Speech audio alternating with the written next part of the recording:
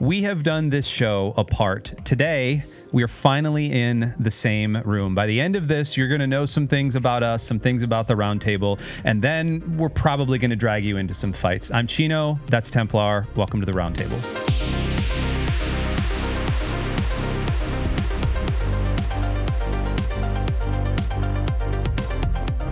Well, normally when you join the Roundtable, by the way, welcome to the Roundtable. This is episode Muzava. And normally when you log into the Roundtable, I am in a studio in Tampa, Florida, and he is in a studio in the great white north of Canada. But Today, Templar, I can see you face to face. This is freaking insane. Yep. Yeah. Would you like to explain to our lovely Roundtable audience what the heck we're doing? Well, we saw an opportunity to do this live, and living in the Great White North, it's hard to come down to various events, but there's been a few over the years at Lux that I've wanted to attend, but we were having a get-together here at Pastor Mark's place. Shout out Pastor Mark in his area, and doing some planning, doing some hanging out, a few things. And so I saw the opportunity to drive down because flights are very expensive. And so I spent 10 hours driving down and just been hanging out, doing some planning, just chilling. It's been great. But my first opportunity meeting everyone. Been a part of Lux for, 5.5 years before that, before it launched. So it's been great. And we're doing the Roundtable live and in person for not live streaming, but live together, which is what's really important. Yeah, I can reach out and literally grab him by the shoulder, which I've done a couple of times, just because when you do this entire thing online, and spoiler, we're going to talk a little bit about where the Roundtable came from. We're kind of going to talk about where we're headed in the future. We've got a not a course correction, but we definitely have some things that we're going to be doing in the future. And so we're excited to talk about those. But really, when you do this kind of online church thing in this online kind of medium that we live in, and I've known him for 4.5 years now, and I have never met him in person, and yet I consider him a close friend and obviously a podcaster, but I've cried with him and laughed with him. I've prayed with him. We've hung out. I've hung out with him more than I've probably hung out with anybody else that I've hung out with in a long time, and yet he is, 2,000 miles away from me. Yeah. And so when you do get a chance to actually meet, it is very rewarding. And it's been cool, like it honestly has. We've been doing some strategic planning for Lux Digital Church. You can go in the doodly-doos below. There's a link there to go join our Discord, join our church. But we've been doing some strategic planning for 2027. But outside of that, we've just kind of been hanging out and eating chips together and having a few beverages and really just enjoying the lay of the land, and it's been very, very cool. So we're super thankful to Pastor Mark and his kind of Pennsylvania studio for opening up the doors just a little bit, and it's just been a ton of fun. So, but we don't really want to talk about that yet. We have been doing this show in various and kind of weird ways for 4 years. 4 years now. 4 years, yeah. And so we kind of wanted to just look at what it actually started like. So do you actually remember where the Roundtable idea came from at the very beginning? I think we just wanted to do something pop culture focused. I don't remember the initial conversation that started it, but we wanted to do something to make some content for the community. And, if it reached beyond that, that would be great. But we just wanted to have something to have people on, talk about some things that are going on. Our community is very much invested in pop culture, what's going on, gaming. Nerd culture stuff, books. Well, more books recently than it was then, but TV, movies, gaming. And we thought we'd have a platform to talk about all of that, bring people on, see what's going on, see what people are interested in. And so we did that in season 1. I don't remember what the initial conversation was, but just wanting to provide something for the community and have a outlet. And I think we did that. Yeah, so the initial conversations, at least from what I remember, it started kind of in our staff meetings, and you and I had actually talked about creating content anyway. Yeah. And so we brought that into our staff meetings. And just for the record, I'm the creative pastor at Lux, and he's kind of our lead admin, like our lead Discord admin. He has built and architected our entire server, and is, we've got a server of 12 to 1,300 people, and he's really the brain behind it all. And it runs smoothly, and we have little to no little to no bad activity happening there. It's highly active and highly, people hanging out all the time. Yep. And so we had talked as we were growing as a church. We were past our first year, kind of got through some jitters, and we had said, hey, we need to start offering a live stream to our people just as another connection point. We have our live church services on Wednesday nights. That's not enough for people. People want to hang out. They want to hang out a little bit more. We hadn't really breached to the point of people hanging out in our Discord on cameras and, hanging out in co-working streams or things like that. We hadn't really gotten there. That wasn't really until we brought in Pastor Dalton as part of our community discipleship. He's the one kind of spearheaded a lot of that. Yep. And so myself and Templar and Pastor Mark and Navalis, our good buddy Nav from Tennessee, a youth pastor in Tennessee, we all got together and we started this weird sort of live stream. And I'm going to insert just a couple of clips as B-roll over this. Roundtable Season 1. We went through such things as the Rings of Power, which we're going to talk about the Rings of Power in a future episode. So stay tuned for that. We would normally do Moon Knight. Oh, yeah. My gosh, I forgot Moon Knight. What else were we watching? Stranger Things Season 3? Season 4. Season 4. Goodness, you can keep going back in the archives, but a lot of times what we would do is we would all go around the table and we would talk about what we were playing, how we were hanging out with our families, and then we would usually bring either some pop culture specific topic or a faith topic, and we would interact with and we would tie it in, and in an hour and a half or something like that, and that worked for Season 1, and then we got into Season 2, and it was a lot. It really was. An hour to an hour and a half, almost 2 hour live stream once a week was a lot on the four of us. It really was. Yeah. And I even remember towards the end of Season 1, it was Easter. It was like Easter, that whole Holy Week of 2022, maybe. Busy time for churches. And I was still a pastor full-time at another church. Right. And I remember I was leading an online service at that church while the Roundtable was happening. And so it was you and Mark talking about Blue Beetle. Remember that movie? Right, yeah. You guys were talking about trailers, talking about DC movie trailers. Maybe Green Lantern? No, I can't remember what else would have happened at that time. Then maybe The Flash would have been. It would have been The Flash. Would have been around then. Yeah.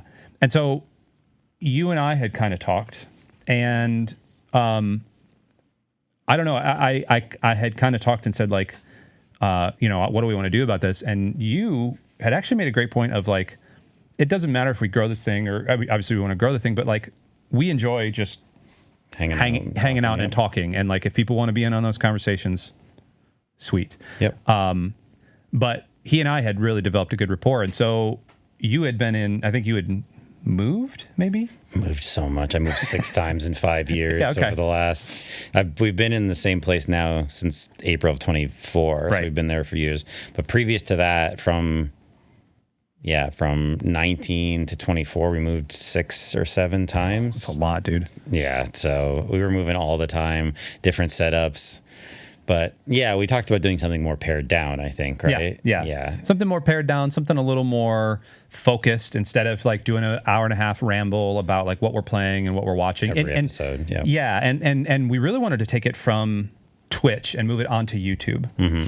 And so Season 2 was us kind of like finding our feet in that. Yes. And I don't really have a whole lot of highlights from Season 2. I mean, it was a lot of like, how do we do this YouTube thing, honestly? Figuring it out. Yeah. What works for us. Yeah. What content do we like making that people actually want to see? Because that's important. I mean, you never know how many views you're going to get, but if you enjoy making it, then you don't get too bogged down in it, right? Yeah, exactly. So we ended Season 2, and Season 3 rolled around in 2025. Yeah, because we're in Season 4 right now. So 2025 was really a pivotal year for us as the Roundtable. Do you want to explain why you think that is while I pull up a couple of our old videos from there? Why 2025 was a pivotal year? Yeah. In the Roundtable.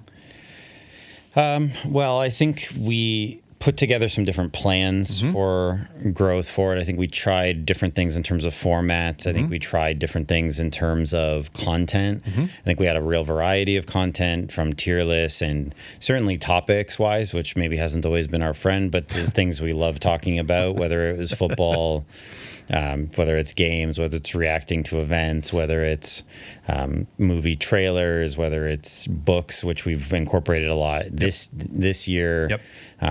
We really expanded our content. We moved away from doing as much live streaming stuff to doing more recorded content, changing up of the lengths of episodes. So it was a real evolution year, I think, for it. Wow. So this is season 3, episode 1, the Switch 2 announcement back on January 27th. Yep. Then we went to Silo season 1, a review. Yep. And then we started in Silo season 2, and then we talked about Balatro. Heck yes. Balatro was great. Yep. And then the Lions and Super Bowl. So we really started kind of the evolution of the Roundtable happened at that point. Yes. We really started bringing in TV reviews. We were big into TV series. Andor, Severance. And Severance. Silo, The Last of Us. You remember The Last of Us? That was I do remember The Last of Us, that was a show. unfortunately. That was a show. I still remember parts of that show.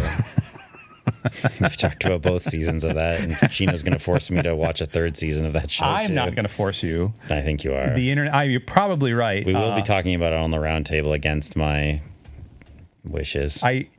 Yeah, but we need to hate watch something, don't we? We do. Yeah. And maybe it'll be better. You know what? No. The year of positivity. Is that what we're dubbing this? The year of positivity in August? This is the evolution of positivity on the roundtable. I've tried to be more positive. We said this on a recent episode. Things are too negative. It's true. I'm going to try to go into The Last of Us season 3 vaguely positive. I'm going to try. Good. Godspeed. Yeah, Godspeed. thank you. But one thing we actually did start doing a lot of was our brackets. And so do you want to kind of tell us where the brackets have been kind of your brainchild? Do you want to tell me where they came from? Well, I love a good bracket. Yes. I mean, it's just fun. I mean, in nerddom, whether it's in sports, whether it's in nerddom, the debate of who would win in a fight or whether character is better than this character, that's just endless entertainment. It has led to many serious falling outs over the years, although we don't have that happen with us. But no, not yet. Yeah, not yet. And it's actually been around for a while. The first one we did, I think, was back in season 1. We did the animation bracket. It's true, yes. To the best animated movie. Yes. Shout out to The Lion King. I believe, did that win? Which I it believe did win. Which yes, won that it did. In our first one. And it goes back to a few. I used to watch a show on YouTube. I mean, certainly the idea of brackets are nothing new, but it ties in March Madness, of course. But going back to, I used to watch a show on YouTube called Collider. So Collider still is around. Yes. But there used to be a show run by John Campea and John Schnepp, R.I.P. And they did brackets every year. I think they only did a couple. They also did an animated movie one, and then they did a villains one, and they would do it every March as like a March Madness. I'm like, I love this format. It gives our community something they can vote on. It, gets tons of discussion going. It's just fun. It's just a good time to do. And that show doesn't exist anymore. John Campea is still around making content. But so, yeah, I got the idea from there. I thought it would be something that would be really fun for our community to engage with and chat about. And it has been. We've started doing it more regularly in recent years, where we've kind of established a pattern of, about four. We'll get to that. Yeah. Yeah. About we'll 3 to 4 brackets a year now. Yeah. And they've all been good, varying levels of engagement depending on the one, but always pretty good. Our console bracket, I think, was a real highlight in terms of like enormous engagement, people going to bat for their systems. RIP the SNES. Sorry, Chino. Rest in power. It's been great. Yeah. It's just been so much fun for our community to be able to dive into the Discord. We've talked about it, discord.gg/Lux Digital Church. People jump in there, giving their hot takes, stumping for the systems that they grew up with or that they love, and and every other bracket we've had. It's awesome. Yeah, it's been great. And so over time, that was season 3. We started really finding our feet. Season 4, we've really been kind of expanding what that actually means. And we are, we've been kind of doing, not soul searching, but we've been doing a lot of talking about what the future of the Roundtable is. And so we're going to try some things. We're just going to throw some things at the wall and see what sticks. And we've got kind of an evolution of where we're going. So a couple of things that you're going to be seeing from us a little bit more. You're going to be seeing more edited videos, and I don't mean like we're going to be carrying cameras around and doing shaky cam, Jason Bourne type stuff. But we're going to start streamlining some of our things. Some of the things it's just going to be us just riffing. Yeah, just riffing, yelling, having a good time. But part of that is also going to involve more regular brackets. So we are actually going to be partnering with our friends Love Thy Nerd. And we have kind of started floating that out. But we are big fans of what Love Thy Nerd do. Yep. And they are, I think, big fans of us. I would assume so. How could they not be? We're awesome, of course. And so we've been having some discussions behind the scenes, and some of our brackets, actually all of our brackets, we're now going to be seeding into their community and their stuff. Vice versa. Yeah, theoretically, is going to be coming over to us. They've been in a bit of a change right now.